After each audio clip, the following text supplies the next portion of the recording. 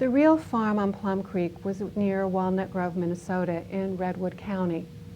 According to a historian writing a history of the county in 1916, the deepest cause of discouragement and delay in the settlement of the county was the visit of the Rocky Mountain locusts, lasting from 1873 to 1877, during which time little was harvested.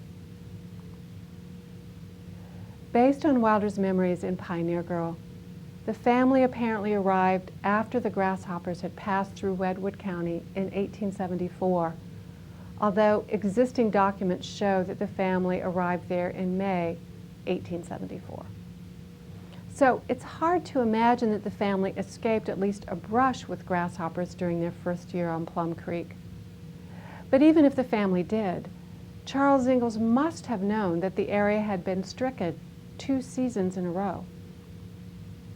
As a farmer in a nearby county wrote in July 1874, "Our crops has now been destroyed 2 years in succession, and we can see nothing but starvation in the future."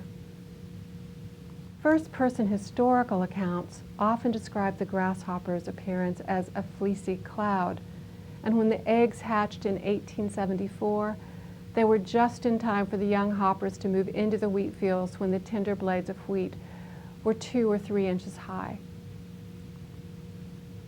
Farmers throughout this region of Minnesota suffered. The farmers lost courage and in many cases were driven away altogether from the places where they had hoped to make homes. Many others were compelled to leave their claims temporarily to procure means of subsistence for themselves and their families. Charles Ingalls wasn't alone when he had to seek work back east, leaving his family at Plum Creek to fend for themselves. As to the Rocky Mountain locusts, they are now extinct. Their last official sighting was in 1902. It's not clear why the species disappeared, but some entomologists believe farming itself obliterated the Rocky Mountain locust by transforming its original habitat. But in the 1870s, while millions of the insects were killed, their numbers did not seem to diminish. While Wilder was at work on this book, she wrote Lane that Rocky Ridge Farm was under siege that summer from grasshoppers. "The wild hoppers are here. They're eating up my tamarack, eating the bark and cutting off the tender tops with their feathery leaves. We are doing what we can to kill them, but what's the use of fighting a judgment of God?" Then she added, "The grasshoppers here have a gray-green belly and a bronze back, which is as I remember them. They are horny-feeling and very hard to kill." Now, what about the dugout? Settlers built dugouts throughout the Great Plains, usually as temporary dwellings until a family could afford a frame house. This was especially true in locations such as Redwood County, Minnesota, where trees were few and far between, and settlers had limited access to milled lumber. So the real Ingalls family, as well as the fictional one, followed a typical pioneer pattern. Although dugouts were warm in the winter and cool in the summer, they posed unique problems with lighting, ventilation, flooding, basic housekeeping, and unwelcome intruders. And on the banks of Plum Creek, that intruder threat came from the ox on the roof. But many pioneer families battled insects, rodents, and snakes in their dugouts. In some parts of the country, settlers also used dugout structures for churches and schools. As for Ma's attempts to make the interior of the dugout more comfortable and homelike, even that fits into a historical pattern.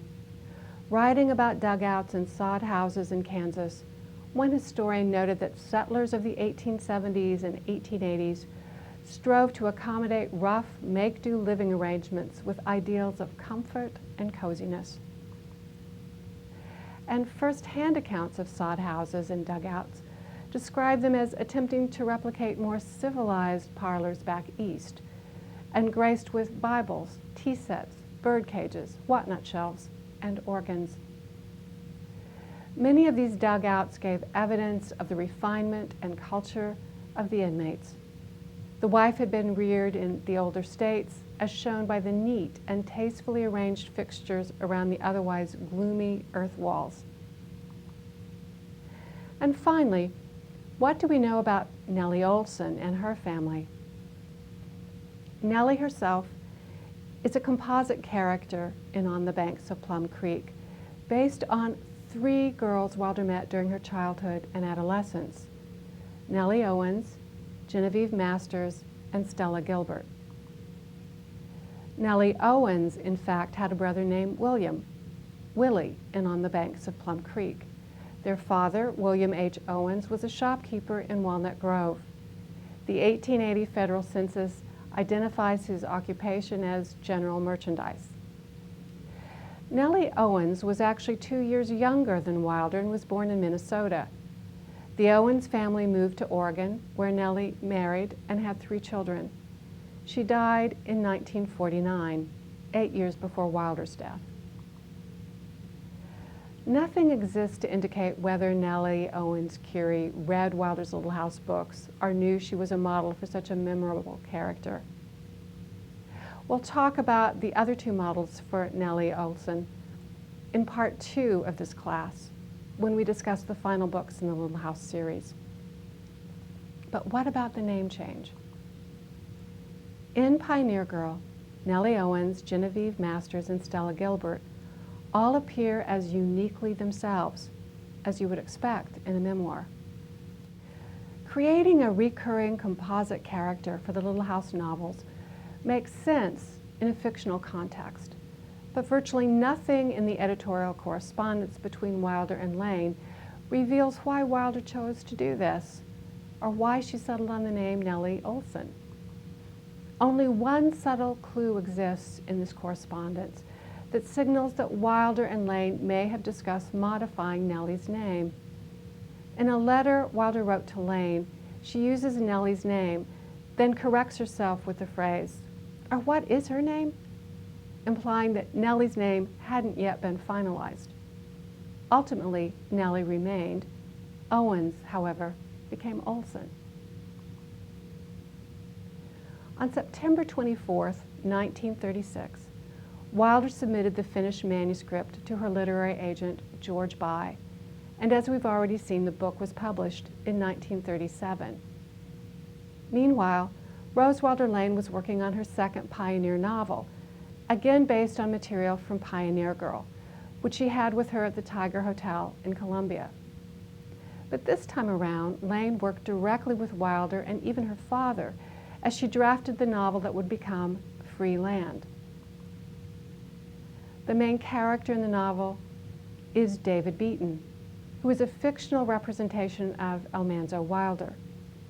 Eliza Jane Wilder appears as herself in this novel. No name changes here. We'll see Eliza Jane in part 2 of this class. And Wilder herself appears as Nettie Peters in Free Land. In the context of this class, what's important about Free Land is not only that Lane drew heavily on her mother's memoir, but that this time around, Wilder thoroughly approved and helped provide key editorial details for the book. You remember the old saying that a man who won't steal from the railroad company isn't honest? Wilder then retold the story of how her Uncle Hi had cheated the railroad and went on to say, "I can't use it in a children's story, but you could use it if you have a place for it." And indeed, Lane did decide to use it. A shopkeeper in Free Land tells David Beaton, "Hell, a man that won't steal from the railroad ain't honest." Free Land appeared as a serial in the Saturday Evening Post during the spring of 1938, and then in book form later that same year. In 1938, Free Land introduced adult readers to a character named Half-Breed Jack. The following year, Wilder would introduce her young readers to a character named Big Jerry. Clearly, the 2 women were comfortable with their unique interpretations of the same material. But as we'll see in part 2 of this class, Wilder's next book in the series provided a new editorial challenge for both women. In part, this was because on the banks of Plum Creek provided an abbreviated and fictional account of this period in Wilder's life. The novel ends at Christmas in the new house, and the next novel, as we'll see, back in the same house 2 years later. But the real Ingalls family, as you'll remember, left Minnesota, moved east to Iowa and the Masters Hotel, and then after failing there, returned to Walnut Grove and lived not on Plum Creek, but in town. Apparently, Lane initially felt that Wilder should include this episode in the Little House books, because Wilder wrote back to her explaining, "It is a story in itself, but does not belong in the picture I am making of the fictional family." So how would Wilder smooth out the gap between her real family's history and her fictional family's ongoing saga? How would she paint this new fictional picture? And how, too, would Wilder deal with the main character growing too old for traditional children's literature in the late 1930s? And what would she do about Mary?